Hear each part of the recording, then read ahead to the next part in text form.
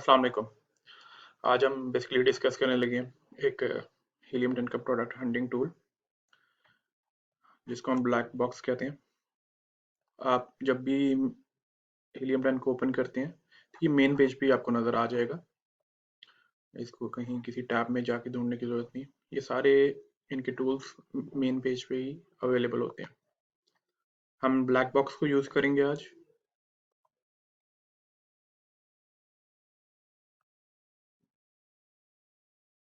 ये basically product discovery tool है। अब इन्होंने काफ़ी सारी ऑप्शंस दी हुई हैं कि आप किन किन तरीकों से प्रोडक्ट को डिस्कवर कर सकते हैं। मेनली लोग प्रोडक्ट पहला वाला टैब यूज करते हैं जो प्रोडक्ट्स के नाम से लिखा हुआ है यहाँ पे। आप इनको अलग अलग टैब से भी यूज कर सकते हैं, जिनकी वजह से आपको अलग अलग डिस्कवरीज होंगी एक ही नीश में रहते हुए। फॉर एग्जांपल आप कहते हैं कि मैंने बेबी प्रोडक्ट्स में जाना है, तो आप इन सारे जब टैब्स को यूज करेंगे बेबी कैटेगरी को सेलेक्ट करते हुए, तो आपको अलग अलग डिस्कवरीज होंगी क्योंकि अलग अलग डाटा इनपुट किए हुए होंगे आपने। तो मेरा सजेशन यही है कि अगर आपको कोई एक टैब में रहते हुए कोई प्रोडक्ट नहीं मिल रहा, तो आप अलग अलग टैब यूज करें। यकीनी तौर पे आपको कोई ना कोई ऐसा प्रोडक्ट मिल जाएगा जिसको आप आगे लेके जा सकेंगे इंशाल्लाह ताला। चलें, ये इसको देख लेते हैं कि कैसे यूज करते हैं। हम हम जैसे अब डिस्कस कर रहे थे कि हमने फैसला किया कि जी हमने बेबी प्रोडक्ट्स पे काम करना है, और हमने जो है उसी में जाके प्रोडक्ट हंटिंग करनी है। इसमें ये भी तरीक़ेकार हो सकता है कि आप सारी जो है कैटेगरीज को सेलेक्ट कर लें, लेकिन बेहतर यही होता है कि आप एक वन बाय वन कैटेगरी को सेलेक्ट करें और उसमें जो है अपनी प्रोडक्ट को ढूंढने की कोशिश करें। उससे ये होता है कि एक ही कैटेगरी में रहते हुए आपको एक कैटेगरी की मैक्सिमम डिस्कवरीज आ जाती हैं, लेकिन आप जब मल्टीपल कैटेगरीज एक ही टाइम में सेलेक्ट कर लेते हैं, उससे ये होता है कि आपको मल्टीपल कैटेगरीज की ऑप्शन आती है, लेकिन नंबर ऑफ प्रोडक्ट्स उतने ही रहते हैं, क्योंकि हाँ, ब्लैक बॉक्स आपको नंबर ऑफ प्रोडक्ट्स उतने ही दिखाता है। और चाहे एक कैटेगरी की हो चाहे दो कैटेगरी की हो, तो रिकमेंडेड यही है कि आप एक एक कैटेगरी को सिलेक्ट करके उसको खंगालें और उसमें अलग ढूंढने की कोशिश करें। एक कैटेगरी में नहीं मिलता दूसरी कैटेगरी में चले जाए, दूसरी में नहीं मिलता तीसरी में चली जाए। तो बेहतर तरीका यही है कि एक एक कैटेगरी को सिलेक्ट करके उसमें ढूंढने की कोशिश करें। चले आए देखते हैं आगे इसको कैसे देख किया जा सकता है। फॉर एग्जाम्पल हम DIY को सिलेक्ट कर लेते हैं यहाँ पे। मंथली रेवेन्यू हम सिलेक्ट कर लेते हैं कि जी 10,000 होना चाहिए मिनिमम, और मैक्सिमम की तो कोई कैप अगर आप रखना चाहते हैं तो रख लें। मिनिमम प्राइस की कैप रखना चाहते हैं, मैक्सिमम की जो भी आप रखना चाहते हैं वहां रख लें। रिव्यू काउंट मिनिमम 200 रख लें, क्योंकि प्रोबेबिलिटी है कि आप अगर 50 या 60 रखेंगे 70 रखेंगे तो यकीनी तौर पे वो नई लिस्टिंग्स होंगी जिनको हम compete या जिनको हम कंसिडर नहीं करना चाहते। मैक्सिमम 1000 रख लें, या आप जो भी बेहतर समझते हैं। इसमें कोई इतना हार्ड एंड फास्ट रूल नहीं है। ज़रूरी नहीं है कि आप यहाँ पे 1000 लिखेंगे और 1000 के अंदर रहते हुए जो 1000 के अंदर रहते हुए जो भी प्रोडक्ट्स आएंगी वो आपकी वो तो यहाँ पे सिर्फ डिस्कवर होंगी। हो सकता है उस नीश में 3000 वाला भी कोई बैठा हो जब आप उसका मेन कीवर्ड ओपन करेंगे। तो ये कोई हार्ड एंड फास्ट रूल नहीं है, ये तो इस जो है टूल के लिए एक क्राइटेरिया दिया गया है। यकीनी तौर पे आप जब असल आपको नीच की जो सूरत हाल है तभी पता चलेगी जब आप उसका मेन कीवर्ड ओपन करेंगे और उसको आगे उसकी वायबिलिटी चेक करेंगे। मिनिमम रेटिंग हम 4.5 को ही कंसिडर करेंगे।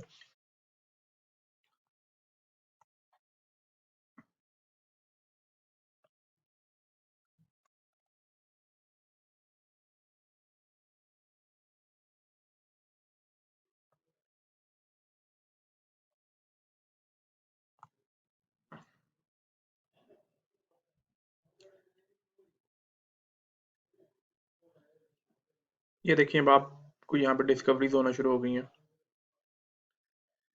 यहाँ पे आप देख रहे हैं ये नंबर ऑफ पेजेस जो है वो 10 आ रहे हैं।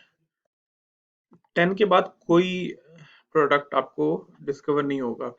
इसलिए मैं आपको कह रहा था कि आप एक ही कैटेगरी में रहते हुए एक कैटेगरी के मैक्सिमम नंबर ऑफ प्रोडक्ट्स को डिस्कवर कर लें, फिर आप वन बाय वन दूसरी कैटेगरीज को जो है देखें, ताकि आपके पास हर कैटेगरी की मैक्सिमम डिस्कवरीज हो।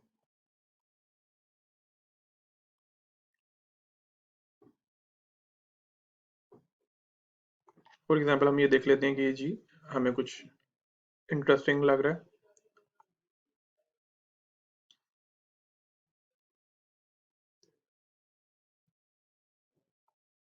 अब हमें यहाँ से कोई अंदाजा हो जाए तो ठीक है इसके मेन कीवर्ड का, वरना हम इसका जो है रिवर्स सेशन लेके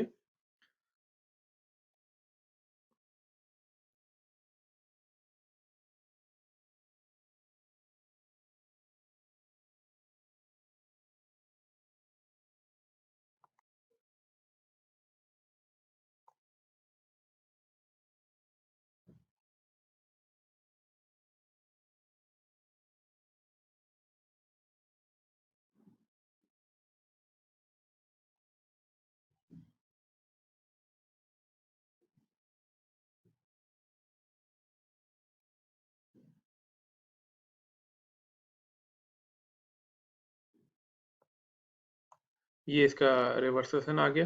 अब हम इसको कहते हैं हीलियम को, स्टेरेब्रो को, कि आप हमें इस लिस्टिंग के वो कीवर्ड सॉर्ट करके दें जिसमें ये 1 से 15 या 1 से 10 पे रैंक है, ऑर्गेनिकली रैंक है। की वजह ये होती है कि हम इसको रैंक बेस इसलिए सॉर्ट कर लेते हैं कि जिन पे ये टॉप रैंक होगा ऑब्वियसली उस पे कन्वर्जन भी ज्यादा होगी यकीनी तौर पे, तभी ये वेल रैंक्ड है उन कीवर्ड्स पे। तो हम उन्हीं कीवर्ड्स को टारगेट करेंगे जिसमें ये जिसकी इसकी कन्वर्जन ज्यादा है। अब हम देख लेंगे कि जी ये हमारे साथ हमने आगे हम हीलियम को बोलते हैं कि आप इसको सॉर्ट कर दो हाई टू लो वॉल्यूम के हिसाब से।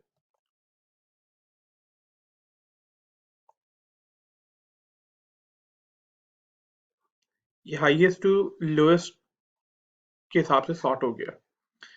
ये ये इसका मेन कीवर्ड है इस लिस्टिंग का, जिस पे इसकी सबसे ज्यादा सेल्स आ रही होंगी। इस पे ये ऑर्गेनिकली स्पॉट पे थर्ड स्पॉट पे रैंक है। और इसके बाद आ जाता है ये हेयर पिन लैक्स। अब हम देख लेते हैं कि इसमें सबसे ज्यादा जो है वो इसका मेन कीवर्ड कौन सा है। प्रोबेबली यही होगा क्योंकि इस पे थर्ड पे रैंक है।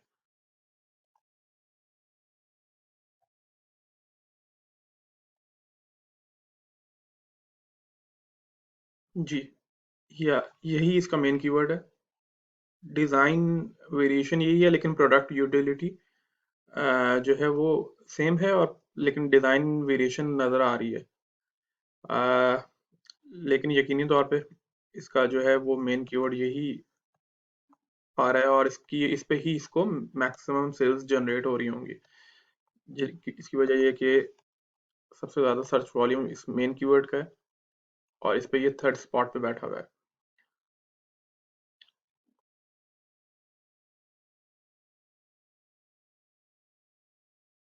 अब यहाँ से आप देख सकते हैं कि जी आपको कुछ समझ में आ रहा है। आप इसकी फर्दर एनालिसिस करेंगे और आप देखेंगे कि इसको ये कितना वायबल है कितना नहीं वायबल। उसको हम बाद में डिस्कस करेंगे अपनी प्रोडक्ट एनालिसिस की सीरीज में इंशाल्लाह ताला।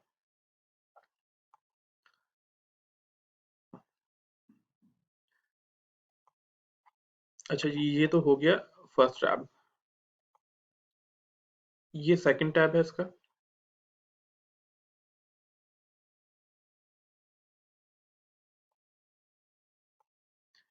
इधर आप सर्च वॉल्यूम लिखेंगे कि आपको मिनिमम सर्च वॉल्यूम में चाहिए। फॉर एग्जांपल इसी का क्राइटेरिया अगर आपको कहता है कि जी आपने टॉप 3 कीवर्ड्स का 5000 जो है एक्यूमुलेटेड सर्च वॉल्यूम होना चाहिए या 10,000 होना चाहिए, तो आप कहते हैं कि ये मुझे जो इसका मेन कीवर्ड है उसका सर्च वॉल्यूम एटलीस्ट 5000 चाहिए, तो आप यहाँ पे मिनिमम 5000 लिख दें। मंथली रेवेन्यू वही जिस तरह हमने पहले किया था, प्राइस लिख दें।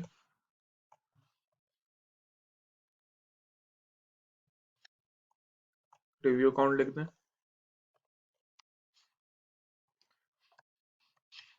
रिव्यू रेटिंग भी लिख दें। अच्छा, यहाँ पे आप वर्ड काउंट भी लिख दें, क्योंकि अगर आप सिंगल वर्ड काउंट अगर उसने दिखाया तो प्रॉबेबली वो शायद आपका जो है सेमी रेलेवेंट कीवर्ड हो, हाईली रेलेवेंट ना हो।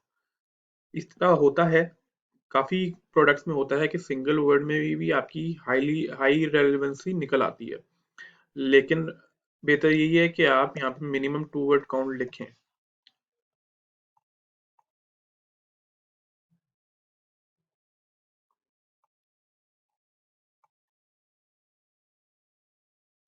ये हीलियम 10 ने आपको दिखाना शुरू कर दिए। आपने जो उसको इंस्ट्रक्शंस दी थी, जो भी डाटा पुट किया था उसके हिसाब से उन्होंने कीवर्ड दिखा दिए। अब आप यहाँ से देख सकते हैं उसको कि अब आप यहाँ पे एक चीज मैं जो देखता हूँ लाजमी, उसको हम मैं पहले जाके इसका कीवर्ड ट्रेंड देख लेता हूँ। यानी इस कीवर्ड की कोई हिस्ट्री नहीं है, और ये हिस्ट्री इसकी बनी, और ये ट्रेंडी कीवर्ड है बेसिकली। यही लास्ट क्वार्टर में ये ऊपर गया और वापस आ गया जनवरी में, और अभी भी ये ऐसे ही हो गया है। तो ऑब्वियसली इस तरह के प्रोडक्ट में काम करने का बिल्कुल भी कोई फायदा नहीं, अनटिल अनलेस आप सीजनल सेलर हैं और आपके पास मल्टीपल प्रोडक्ट्स जो हैं वो चल रहे हैं जो सारा साल आपको रेवेन्यू दे रहे हैं, तो आप बेशक एक सीजनल प्रोडक्ट डाल लें, लेकिन उसके लिए ऑब्वियसली ये वही कर सकते हैं जो एक सीजन सेलर्स हो, और जिनको पता है कि मैंने कैसे इन्वेंट्री कैलकुलेट करनी है और कितनी रखनी है इस अर्थ में, ताकि हम जो है वो वाइप ऑफ हो जाए जब तक हम हमारा ऑफ सीजन स्टार्ट हो।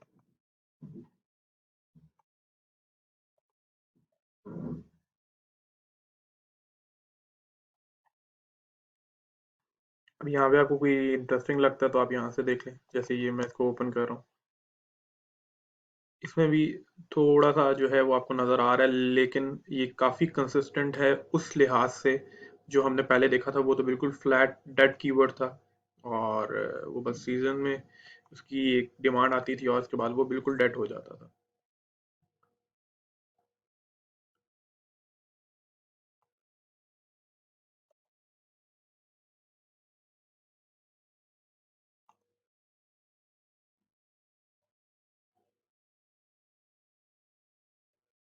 जैसे ये कीवर्ड है, इसमें जो है वो उल्टा जो है वो एकदम जनवरी के फरवरी के बाद ये तकरीबन गिर गया, और उसके बाद बिल्कुल ही ये जो है वो नीचे जा रहा है। आप उसको देख सकते हैं इस तरह के कीवर्ड को, लेकिन ऑब्वियसली उन पर डीप एनालिसिस करना पड़ता है, जिनको हम बाद में देखेंगे, और बाद में डिस्कस करेंगे कि हम उसको कैसे एनालाइज कर सकते हैं।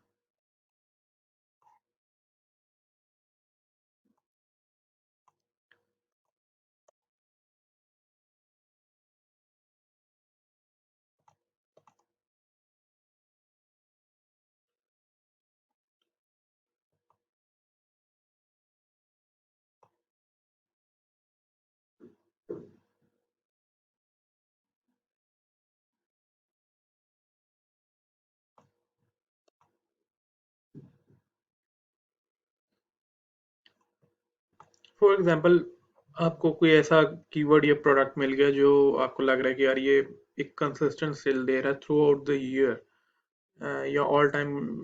बेहतर सबसे बेहतर ये होता है कि आप ऑल टाइम ही चेक किया करें, 1 ईयर का ग्राफ ना देखा करें। तो आपको ऐसा कोई कीवर्ड या प्रोडक्ट नज़र आ गया कि यार ये मुझे समझ में आ रहा है, ये कोई कंसिस्टेंट सेल के साथ लग रहा है, आप यहाँ से उसको कॉपी करें, जाएं यहाँ से ऑल डिपार्टमेंट्स को सेलेक्ट करें, जाके उसको पेस्ट कर दें, और फिर जाके इसकी आप देखें कि क्या सूरत हाल है उसकी नीच में, क्या वो डूएबल है या नहीं है, क्या उसका रेवेन्यू कंसिस्टेंट है, क्या monthly sales daily sales consistent है ऑन अक्रॉस द पेज। ये और जो बाकी फैक्टर्स हैं जो हम देखते हैं, जो मैं आगे डिस्कस भी करूंगा, वो सारे देखने के बाद अगर है तो वेल एंड गुड, आप उसको सबमिट करवाएं, और फिर दुआ करें कि आपको स्पेस मिल जाए उसमें। तो ये तरीक़ेकार है इसको ब्लैक बॉक्स को यूज़ करने का, और इसको जो है इसी तरह हम यूज़ करते हैं बाकी टैब्स को भी। अगर आप उनको जब ओपन करेंगे तो आपको अंदाज़ा हो जाएगा कि हमने कैसे उनको यूज़ करना है, क्योंकि बहुत सिंपल सा मेथड है। आपको अगर नाम पढ़ के ही अंदाज़ा हो रहा होगा कि किस तरह जो है वो यूज़ होते होंगे। तो वो यहाँ पे आप एसएन डाल देंगे और सारी चीज़ें वैसे ही जैसे हमने पहले की थी, और तो इस तरह आपको मिलना शुरू हो जाएगा। ये नीश बेस्ड है, और ये सारी बहुत इजी टूल हैं, और बहुत जो है वो प्रोडक्टिव टूल है ये हीलियम 10 का, जिसको यूज़ करते हुए हमारे स्टूडेंट्स और काफ़ी सारे सीजनल सेलर्स इसमें से प्रोडक्ट डिस्कवर करते हैं और उनको लॉन्च करते हैं सक्सेसफुली। आज के लिए इतना ही। बहुत शुक्रिया। अल्लाह हाफिज़।